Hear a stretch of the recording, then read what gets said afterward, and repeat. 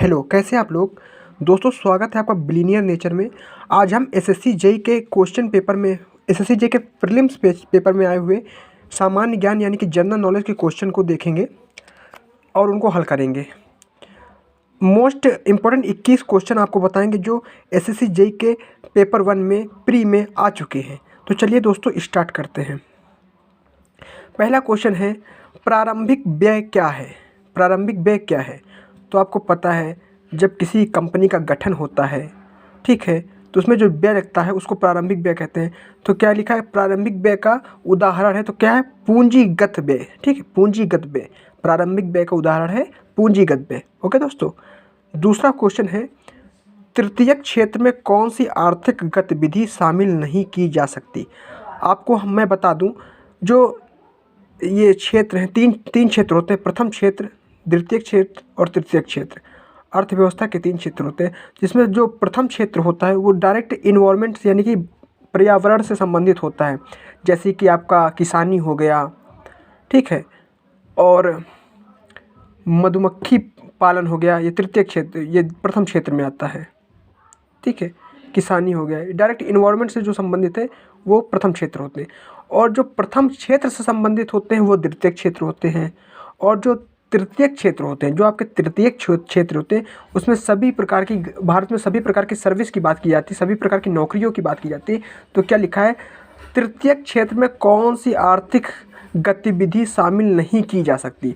तो आपको पता है, कॉल सेंटर में कार्य करना एक नौकरी है, यानी कि तृतीय क्षेत्र है। ट्यूशन व्यवसाय एक नौकरी है, यानी कि तृतीय क्षेत्र है।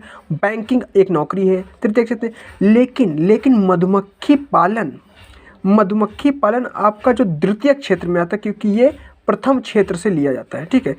मधुमक्खी पालन द्वितीय क्षेत्र से आता है। ओके। नेक्स्ट क्वेश्चन है, निम्नलिखित में कौन का कथन सार्वजनिक क्षेत्र की इकाई के लिए सही नहीं है। तो क्या लिखा, अधिकांश परिसंपत्तियों का स्वामित्व लोगों के समूह के पास होता है। नहीं, बिल्कुल गलत।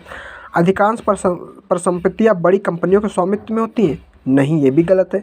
और चौथा है, अधिकांश परिसंपत्तियां एक व्यक्ति के पास होती हैं। ये भी गलत है। लेकिन ये क्या, अधिकांश परिसंपत्तियां सरकारी स्वामित्व में होती हैं, ये सही है। देखिए, अधिकांश परिसंपत्तियां सरकारी होती हैं तो उनके पास ही होती है, स्वामित्व उनका ही होता है, तो ये सही है, ठीक है। चौथा है, 2011 की जनगणना के अनुसार भारत जनसंख्या की विश्व की जनसंख्या कितने प्रतिशत है। तो आप सभी को पता है, 17.5% 2011 की जनगणना के अनुसार है।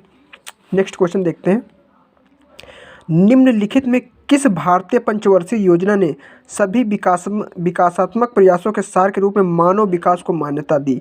आपको पता है, 8वीं पंचवर्षीय योजना ने ह्यूमन डेवलपमेंट्स की बात की थी। ओके, तो 8वीं पंचवर्षीय योजना। चलिए, नेक्स्ट क्वेश्चन है, इनमें से कौन सा विचारक राजनीतिक प्रभुसत्ता की संकल्पना से संबंधित है। तो रूसो एक विचारक थे, रूसो एक थे जो राजनीतिक प्रभुसत्ता की संकल्पना से संबंधित थे। आप इसको कायदे से अच्छे से याद कर लिए, एसएससी जेईई के प्री के एग्ज़ाम में आए हुए क्वेश्चन है। नेक्स्ट है, किसने कहा था कि एक अच्छा नागरिक एक अच्छा राज्य बनाता है और एक बुरा नागरिक एक बुरा राज्य बनाता है। तो अरस्तू साहब ने कहा था कि एक अच्छा नागरिक एक अच्छा राज्य बनाता है और एक बुरा नागरिक एक बुरा राज्य बनाता है। नेक्स्ट क्वेश्चन है आपका, भारत में ब्लॉक स्तर पर बनी पंचायत समिति है। तो आपको पता है, प्रशासनिक प्राधिकरण एक ब्लॉक स्तर पर बनी पंचायत समिति है। नेक्स्ट पर आते हैं, भारतीय संविधान के अनुसार संसद के सदस्यों का वेतन का निर्णय कौन करता है। तो मैं आपको बता दूं, संसद के सदस्यों का वेतन का निर्णय खुद संसद करती है और कोई नहीं करता है। केंद्रीय मंत्रिपरिषद नहीं करता है, उच्चतम न्यायालय नहीं करता है, भारत का राष्ट्रपति भी नहीं करता। इस कन्फ्यूजन में मत रहिएगा कि भारत का राष्ट्रपति संसद के वेतन का निर्णय करता है, नहीं, खुद संसद करता है। ओके, तो चलिए देखते हैं। नेक्स्ट क्वेश्चन है, निम्नलिखित में कौन सा एक सही सुमेलित नहीं है। आपको पता है, आठवीं अनुसूची में भाषा की बात की गई है, आपको पता है ये सही है। चौथी अनुसूची में राज्यसभा में स्थानों का आवंटन की बात की, ये भी सही है। 10वीं अनुसूची में दल बदल कानून की बात की गई, ये भी सही है आपका। और लेकिन दूसरी अनुसूची में शपथ की बात नहीं की गई है, ये सही सुमेलित नहीं है, तो ये इसका बी आंसर सही होगा। ओके, नेक्स्ट की बात करें, चीनी यात्री सुंग यून भारत कब आया? तो 1518 में चीनी यात्री सुंग यून भारत आया।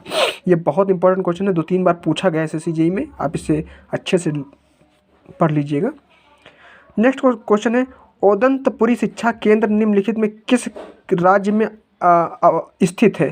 स्थित था? तो ओदंतपुरी एक बौद्ध शिक्षा केंद्र था जो बिहार में स्थित था। ठीक है। बहमनी साम्राज्य का संस्थापक कौन था? तो हसन गंगू बहमनी साम्राज्य का संस्थापक था। नेक्स्ट क्वेश्चन है, भारत में किसके शासन के अंतर्गत खिलाफत आंदोलन का आरंभ हुआ? आपको पता है जो टर्की के जो शासक थे उनको बचाने के लिए भारत में खिलाफत आंदोलन की शुरुआत हुई थी।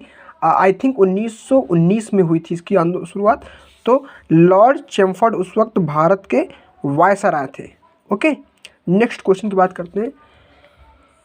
1880 के दशक के प्रारंभ में आर्य महिला समाज की स्थापना इनमें से किसने की? तो पंडिता रमाबाई ने आर्य समाज महिला की स्थापना की थी, आर्य महिला समाज की स्थापना की थी। ओके, नेक्स्ट क्वेश्चन है, दस्ते कबीर मरुस्थल किस देश में? ईरान में है दस्ते कबीर मरुस्थल। नेक्स्ट क्वेश्चन है, क्या है, निम्नलिखित में किस परत को बेरी स्फीयर कहा जाता है? तो पृथ्वी की आंतरिक परत को बेरी स्फीयर कहा जाता है। आप सभी को पता होगा कि बेरी स्फीयर पृथ्वी के आंतरिक परत, इंटरनल परत को कहते हैं। ठीक है। और नेक्स्ट क्वेश्चन है, ब्लू नील नदी निम्नलिखित में किस झील से निकलती है? ताना झील से ब्लू नील नदी निकलती है। इंपॉर्टेंट क्वेश्चन है, ये आ चुका 2-3 बार। नेक्स्ट क्वेश्चन है, भारतीय वन सर्वेक्षण की रिपोर्ट के अनुसार भारत में निम्नलिखित में किस राज्य में भौगोलिक क्षेत्र का सर्वाधिक प्रतिशत वन क्षेत्र है? तो मिजोरम, मणिपुर भी है लेकिन मिजोरम में मणिपुर से ज़्यादा है, तो इसलिए मिजोरम इसका सही आंसर होगा। नेक्स्ट क्वेश्चन है, निम्नलिखित नगरों में अलकनंदा एवं भागीरथी कहाँ मिलकर गंगा नदी बनाती है? आपको मैं बता दूं, गोमुख से निकली भागीरथी और सतोपथ हिमानी से निकली अलकनंदा, ये दोनों नदी कहाँ पर मिलती हैं?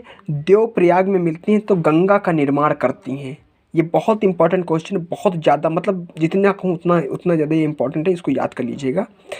नेक्स्ट क्वेश्चन है, इसको मैंने छोड़ा है, इसको मैं बाद में नेक्स्ट वीडियो में क्लियर करेंगे, पहले एक क्वेश्चन और देख लीजिए। नेक्स्ट क्वेश्चन है, निम्नलिखित में किस उद्देश्य की पूर्ति के लिए भारत सरकार द्वारा नकुल स्वास्थ्य पात्र योजना शुरू की गई है? तो पशुओं के स्वास्थ्य के देखभाल के लिए नकुल स्वास्थ्य योजना शुरू की गई है। दोस्तों, ये थे आपके 21 क्वेश्चन। आपको कैसे लगे? अच्छे लगे हो तो वीडियो को लाइक कर दीजिए, चैनल को सब्सक्राइब कर दीजिए। इस चैनल में एसएससी जेईई से रिलेटेड सारी प्रिपरेशन कराई जाएगी, और वो भी हिंदी में। ये मात्र एक हिंदी का चैनल है यूट्यूब पर, आप कहीं भी देखिए, प्योर आपको हिंदी में नहीं दिखाएगा। तो हिंदी के लिए आप इस चैनल को सब्सक्राइब कर सकते हैं। धन्यवाद वीडियो देखने के लिए।